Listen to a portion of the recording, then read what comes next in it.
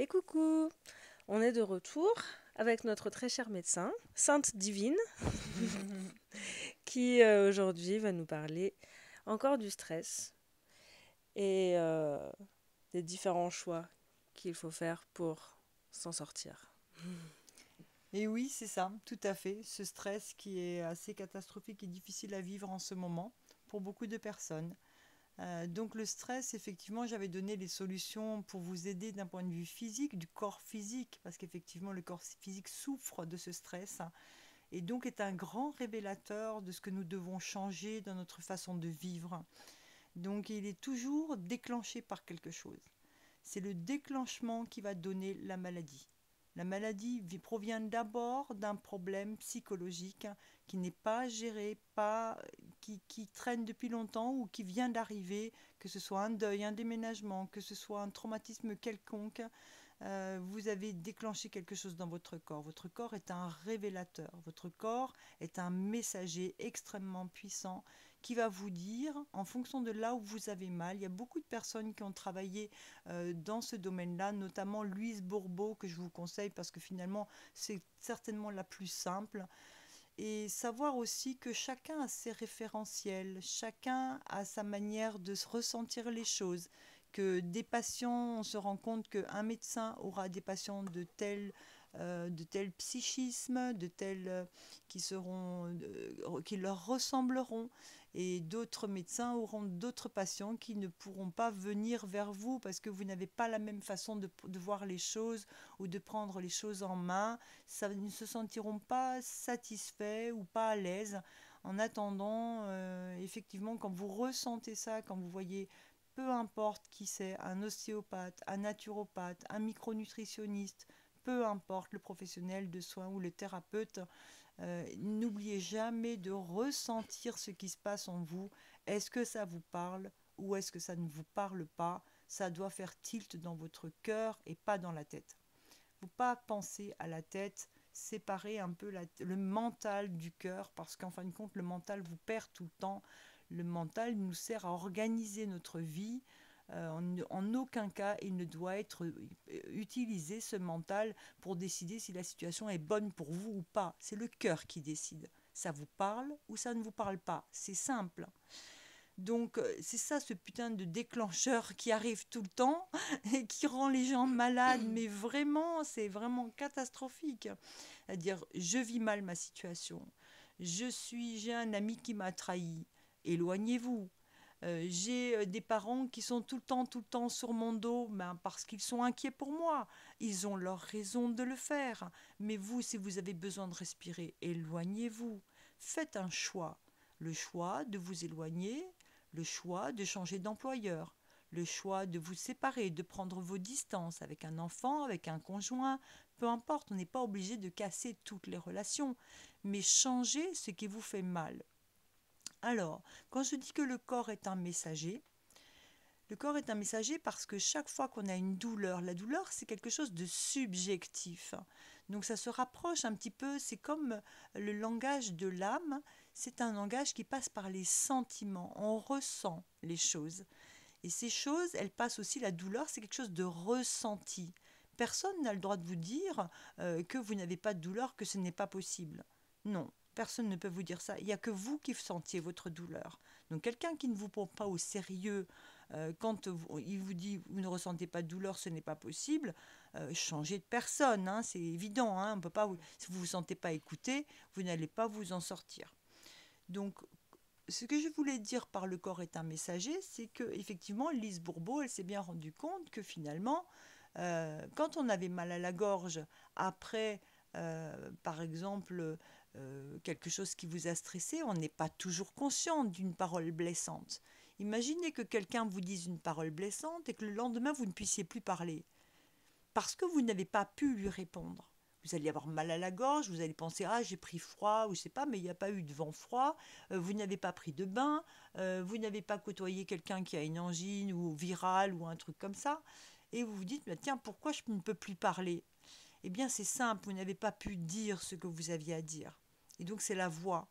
Pensez toujours que chaque partie du corps sert à quelque chose. Et donc cette partie du corps, elle va vous révéler quelque chose.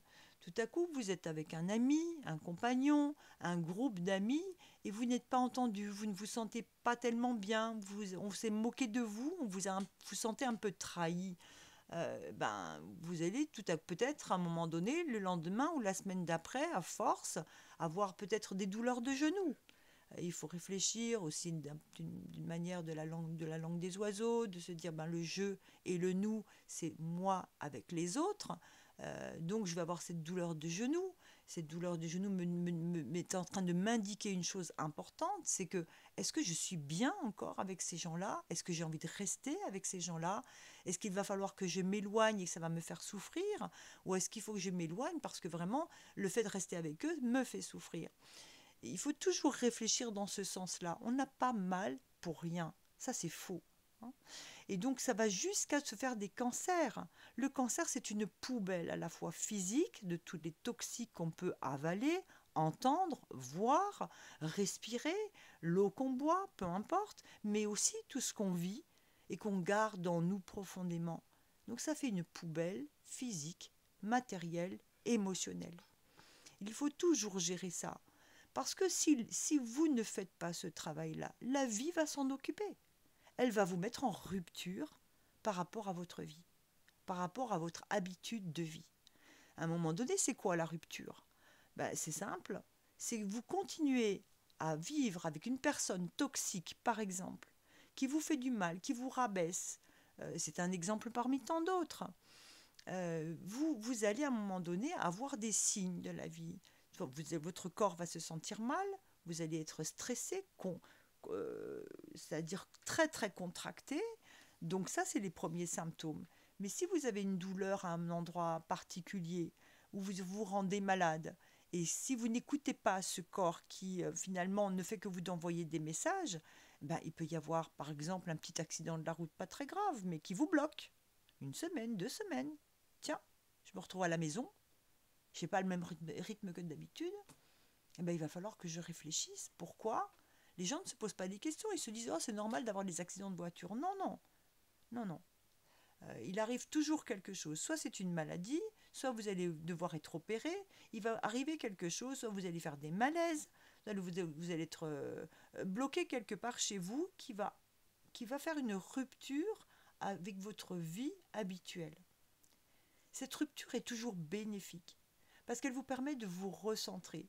Personne n'y prête attention, peu de gens y prêtent attention. Mais quand vous avez compris que quand vous êtes malade, vous réfléchissez à ce qui s'est passé, par exemple, dans le mois qui précède, dans les 6 mois qui précèdent, surtout pour les maladies graves.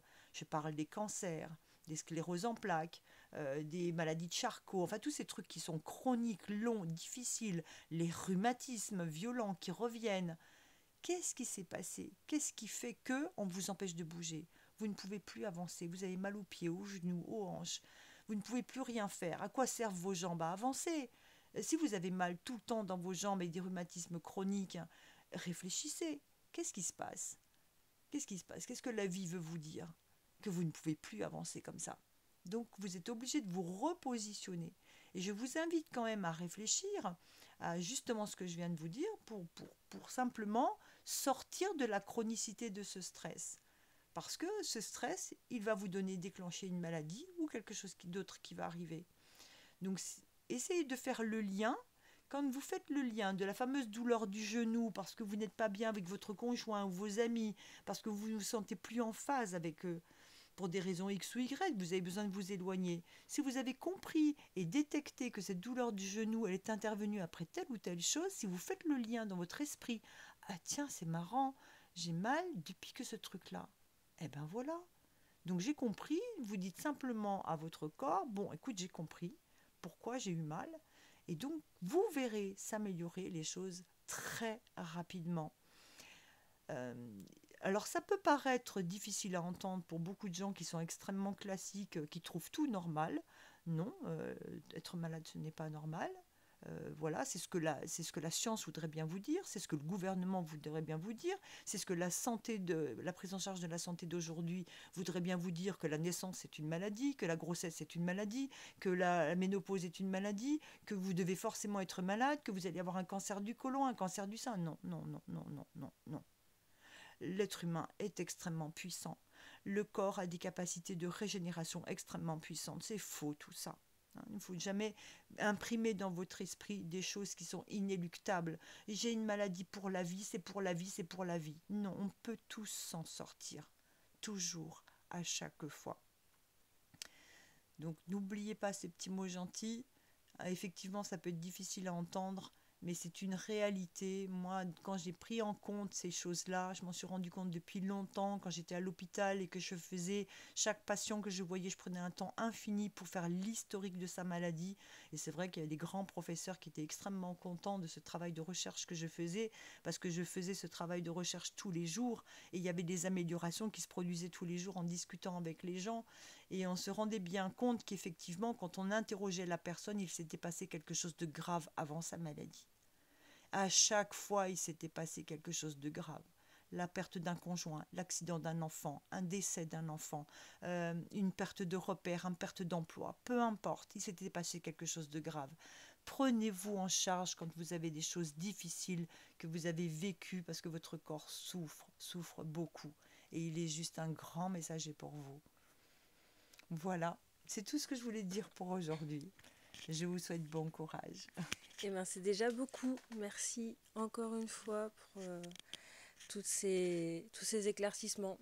Oui, c'est important. Lise Bourbeau, c'est une belle aide pour essayer de comprendre un peu ce qui se passe dans notre corps. Les oreilles pour entendre. Pourquoi on devient sourd d'une oreille?